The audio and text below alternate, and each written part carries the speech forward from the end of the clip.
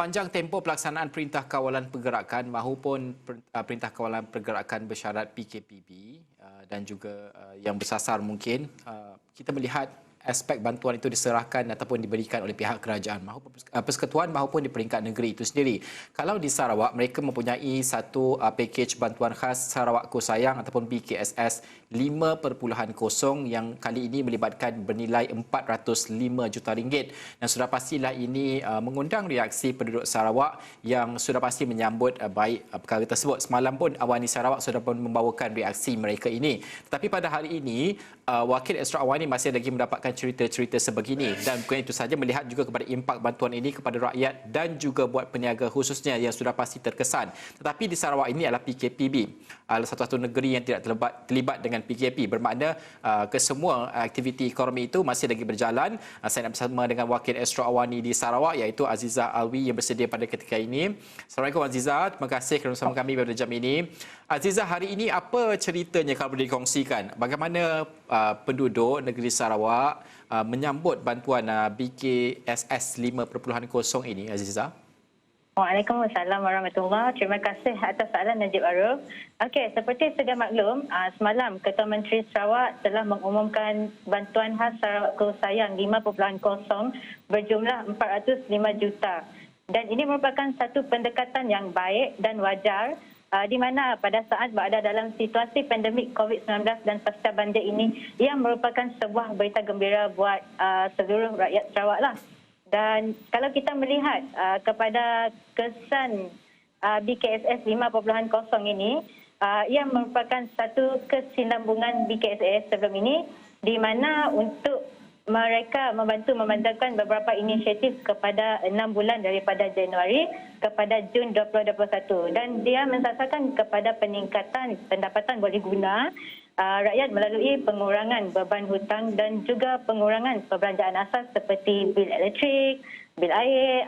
Lepas tu terdapat juga diskaun seperti sewa pasar, gerai serta pengecualian bayar permit dan lesen perniagaan kepada penjajah demi perniagaan dari segi survival perniagaan mereka itu.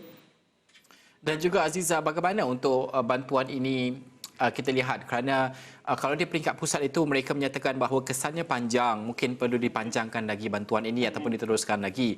Bagaimana untuk Azizah sendiri yang sudah pun melihat dan juga menggarap pandangan orang ramai ini tentang BKSS 5.0 ini, adakah bantuan ini harus diteruskan untuk masa yang lebih panjang mungkin?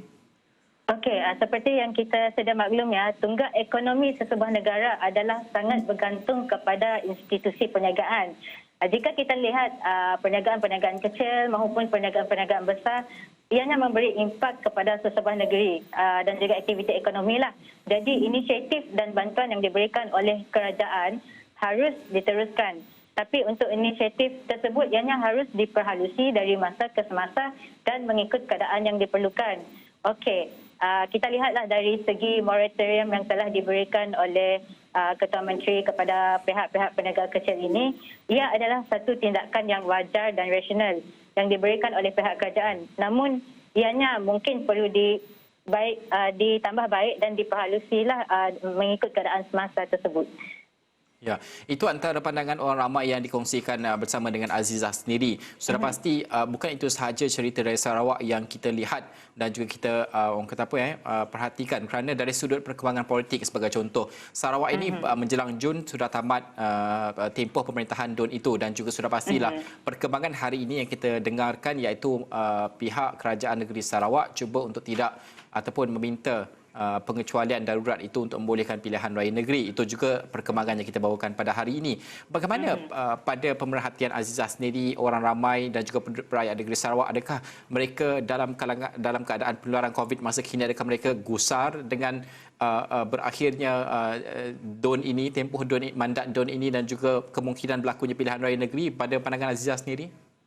Okey, kalau ikut pada pendapat saya, daripada apa yang diperhatikan, sudah tentu rata-rata rakyat agak gusar dan kalau boleh pilihan raya itu tidak haruslah diadakan di saat pandemik sedang melanda negara.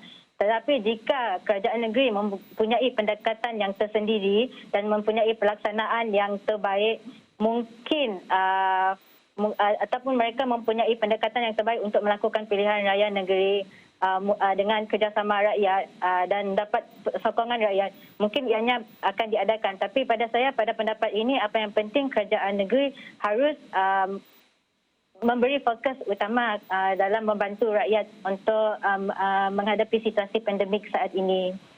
Najib? Ya, apa lagi yang boleh dikatakan kerana PKPB di Sarawak pada ketika ini dilaksanakan? Sarawak adalah salah satu negeri yang tidak terlibat dengan PKP.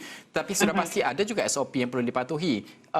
Ini juga penting kerana kita selalu bawakan, Azizah dan rakan-rakan juga selalu bawakan. Setakat ini bagaimana pemerhatian Azizah sendiri, pematuhan SOP itu oleh penduduk negeri Sarawak ataupun tempat-tempat yang Azizah kunjungi dan juga membuat liputan? Okey, dari segi SOP ataupun garis panduan untuk PKPB kali ini, jika kalau semalam saya berkongsi situasi saya pada kemarin lah, saya pergi ke kedai makan tapi saya tak bawa phone. Jadi bila tak bawa phone, saya tak boleh nak scan untuk QR code. Jadi mereka arahkan untuk saya patah balik dapatkan phone untuk masuk ke dalam premis tersebutlah. Jadi ini menampakkan bahawa rata-rata pihak di premis tersebut mematuhi kadar pematuhan SOP itu begitu ketat dan mereka akan mengarahkan staf mereka untuk menjaga suhu di setiap premis tersebut. Di Sibu juga adalah PKP, itu antara daerah yang berada di bawah Perintah Kawalan Pergerakan. Ya. Adakah Azizah mempunyai maklumat ataupun perkongsian bersama dengan rakan-rakan setugas yang lain bagaimana pematuhan SOP di situ kerana mereka juga tidak boleh merentas daerah dan sebagainya, Azizah? Setakat hari ini saya belum mendapat perkembangan terkini sebab pada pukul 5 petang rakan setugas masih mengikuti perkembangan semasa press conference untuk COVID lah. Jadi mungkin sebentar lagi kita akan mendapat maklumat terkini daripada Perintah Kawalan Pergerakan di bahagian Sibu. Ya, itu antara perkembangan terkini yang Azizah bawakan. Terima kasih Azizah kerana membawakan perkembangan tersebut. Azizah dan juga rakan setugas yang lain akan terus membawakan perkembangan terkini dari semasa ke semasa dari Bumi Kenyalang sendiri. Terima kasih kerana membawakan perkembangan tersebut. Sudah pasti Astro Awani kami membawakan perkembangan berkaitan dengan COVID-19, PKP dan juga PKPB dan juga segala perkembangan terkini yang perlu anda tahu. Kami sediakan di laman web kami astroawani.com dan juga sudah pasti setiap buletin Awani itu kami paparkan kepada anda, dan kalau anda ingin mengetahui perkembangan lebih lanjut tentang perkembangan negeri Sarawak itu, saksikanlah Awani Sarawak yang kami siarkan pada jam 7 petang untuk kita dapatkan perkembangan terkini. Baik, sekian sahaja cerita. Saya Najib Arif. Assalamualaikum, salam hormat.